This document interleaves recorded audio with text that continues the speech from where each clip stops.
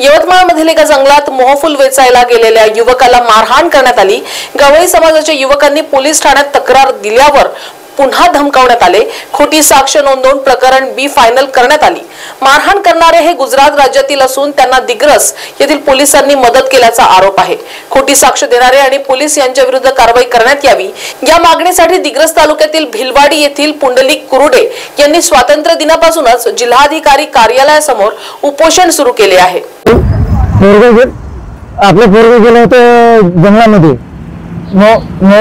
फुले तर त्यांनी भेटायला होते, तर मग त्यांनी सांगितलं, मी गवळीले होते गुजरातचे, त्यांनी सांगितलं की बाबा माझ्या पोराला काऊन भेटावलं तुम्ही, म्हणून त्यांनी मी बोललो की मग त्यांनी येऊन आपल्याला मारहाण केली।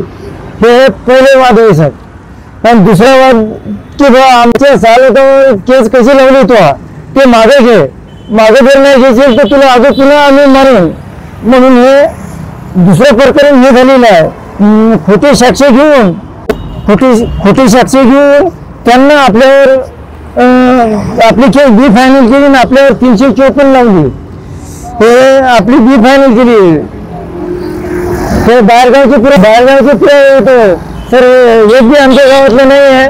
ते बाहेरगावचे पोलीसवाले पैशाने खरीदून हे पुरावे बाहेरगावचे हे खोटी केस आपल्यावर दाखल केली त्यानं बी 354 आणि फायनल केली त्यानं।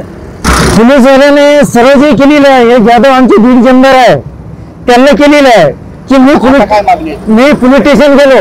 पोलीस स्टेशन की मागणी आहे की पोलीसवाल्यावर ज्यानं बी फायनल केलेलं आहे त्यांच्यावर कारवाई व्हायला पाहिजे। जे साक्ष दिलेली आहे त्यांच्यावर बी खोटी साक्ष दिलेली आहे त्यांच्यावर बी कारवाई व्हायला पाहिजे, ही आमची मागणी आहे। काय नाव तुमचं? पुंडलिक किसन कुरुडे, राहणार भिलवाडी, तालुका डिग्रस, जिल्हा यवतमाळ।